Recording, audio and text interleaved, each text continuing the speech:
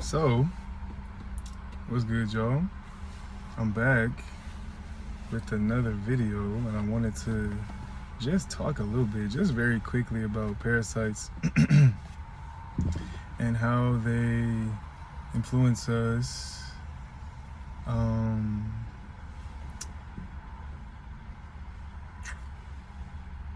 mentally, right? And relate them to how we see, like, I don't know if y'all have seen those videos of parasites infecting praying mantis or like different other bugs where the parasites get into them and they basically control the bug and take away the bug's autonomy, and then the bug will basically, like, some of them kill themselves, or some of them just prepare themselves just to be the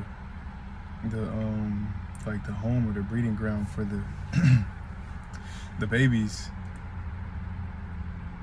because they're infected, but they also be laying their eggs inside of it. I need to find the video, man, so I'm not just talking shit, honestly. But I know y'all know how parasites affect anything. Like, if there's a parasitic relationship anywhere, there's one party that's suffering, there's one party that's benefiting, right? And that can be in a relationship, in the animal kingdom, these little wriggly worm parasites, or it can be, like people. Yeah, but when that happens, the parasite is the one that's feeding off of whatever from the host, whether it's the waste inside of the host, whether it's the host's blood, the life force, whatever it is. The parasite is taking something in order to maintain longevity and in order to reproduce and multiply and grow, which is the same thing we want to do. We just want to reproduce, we want to grow and multiply. And some people don't want to multiply physically, but they still want to multiply in their possessions, they want to multiply in their mind, whatever, right? But that's besides the point, man. Parasites, we have a parasitic epidemic out here in the US, and it's heavily influenced by the standard American diet. And the standard American diet provides the perfect conditions for the parasites to thrive and multiply and reproduce, Standard American diet being a lot of processed meat, high carbs, meaning like processed carbs, like crackers, cookies, starch, potatoes, rice, noodles, bread, already said meat, candy. Sugar is a huge fuel source for the parasites as well. So I'm talking about those four things, sugar, starch, meat, and then just other hyper processed foods, bread, right? But all of those things rob the body of oxygen and make us nutrient deficient. But a body that's not oxygenated is the perfect environment for parasites to thrive, and multiply. And in order for your body to not be very oxygenated, most of the time you do have to have a certain level of acidity. And when you have a certain level of acidity, the cause of that most of the time is going to be eating a lot of acidic foods and not properly eliminating everything that you take in, right? So the parasites feed off of that. They feed off of the stuff that sits inside of us, the stuff that be stuck in there that doesn't get fully eliminated, and that's why it's powerful to be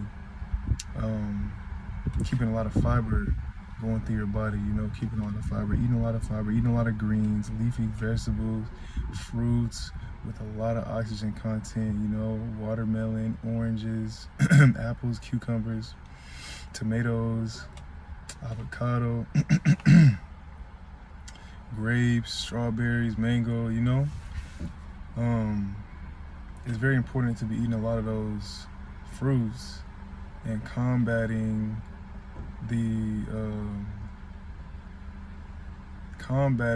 and like going against what the parasites need in order to survive, right?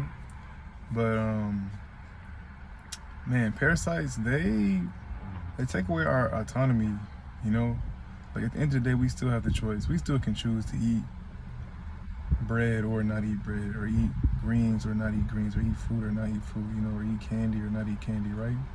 But when we do have that parasitic infestation, we're more likely to gravitate towards those foods that is going to feed the parasites, and those foods that are going to help them reproduce and multiply and grow, because after a certain point, they start to run the show a little bit more. They start to have heavier and heavier influence on us. Our brain is our our brain is our second gut. Our gut is our second brain, right? And man, it has a lot of our neurotransmitters. I don't want to say the number because I'm not remembering off the top of my head right now, but a lot of our neurotransmitters are housed in our gut, right? And man, when our digestive system and our intestinal tract is compromised and overrun by parasites and these other beings that don't care about us at all and only care for themselves and only want to take, that influences our mind and that influences our mental state, right? But I'm going to break it down piece by piece and talk about the mental state and talk about the physical and talk about the emotional. So this one is just for the physical, right? Our life force gets drained, right? We be tired, we be fatigued, you know, we get brain fog is a effect of that as well. And I guess that's like physical and mental, because it's still your body, you know, but I mean it's also affecting your mind as well. But yeah, you aren't as, your discipline is very affected by what you eat and by the state of your intestinal tract and your digestive system.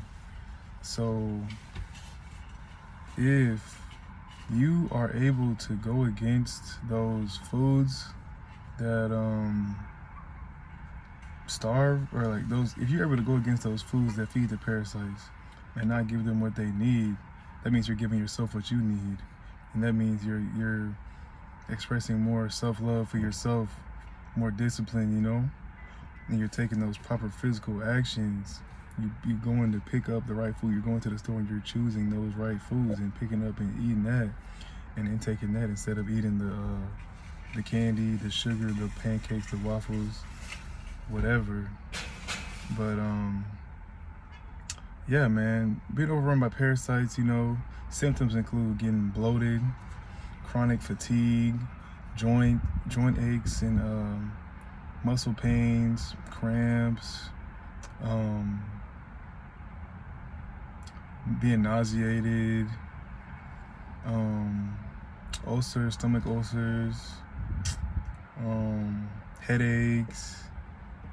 But a lot of people are really, really drained, because when you understand the relationship between a parasite and the host, the parasite is only taken from the host. And if the parasite is being given the opportunity to multiply and grow, if there's 3 parasites, the percentage of life force that is taken from the body is not as much as when there's 150 parasites. So if 3 parasites take 0.5% of the life force energy of the host, let's just say every month it takes 0.5 life force percent from the host every month. So if that's 3, it's 0.5, that's 1, that's 1.5%, right? There's 150 of those taking 0.5%. Y'all do the math on that, man. That's a lot. Too much percent. Too much life force being taken away, and people be having way more parasites than that. People be having way more than 150. They be really multiplying, man. They really be turning up and going crazy in there. So I'm just saying all this to say, you have to be mindful of what you put inside of your vessel. This is your kingdom. This is your temple. This is how you experience life, you know. And if you burdening your system and destroying your second brain and feeding the causative factor of your mental state, you know, like if you're putting in a lot of boo-boo, your mind is gonna get out boo-boo. You're gonna see boo-boo in life, you know. If you're putting in a lot of life, if you're cleansing yourself, if you're renewing your digestive system, you're renewing your mind, right? If you're clogging your digestive system, you're clogging your mind. So, yeah, that's the physical, man. Parasites. We gotta be very mindful of what we put in our body, what we're addicted to, the cravings that we have. The cravings that we have, they communicate to us, you know? That's our body communicating what we're deficient in, what we got going on inside of us. What we're attracted to shows, to a certain extent, how we are internally, what we got going on internally, you know? And what we need to let go of and what we need to hold on to so we can improve our condition, you know, and just be the best, most highest vibrational, most electric beings we can be, you know? That's how we're supposed to be. Highly functional, you know, clear, having clarity, having a sense of direction, you know, not feeling stuck in life, not getting on the toilet and feeling like you gotta, like not doing all of that, man. I have been like that. I've been constipated when I was a kid, like seeing the X-ray and seeing like all boo-boo up here, you know, all the way, because you know our intestines, they cover a lot of space, man. And I never did a cleanse after that. After seeing that, I didn't do a cleanse after that until I just did my first cleanse last year. So just imagine, and that was when I was what, like 10, 11? So come on, man. That's another thing. It builds up over the years. I had serious brain fog. 2019, 2020, 2021. I did. But anyways, I have a lot more clarity now. I'm able to absorb a lot more. I'm able to stay focused a lot better and keep my attention on something instead of bouncing around. But anyways, yeah, I'm gonna talk about more of that in the mental part of the video. I'm breaking it up. That's how I'm gonna be doing my channel. I'm gonna be breaking things up and just connect the dots on stuff piece by piece, you know, like the mental aspect, the physical, emotional, or, you know, and spiritual, whatever.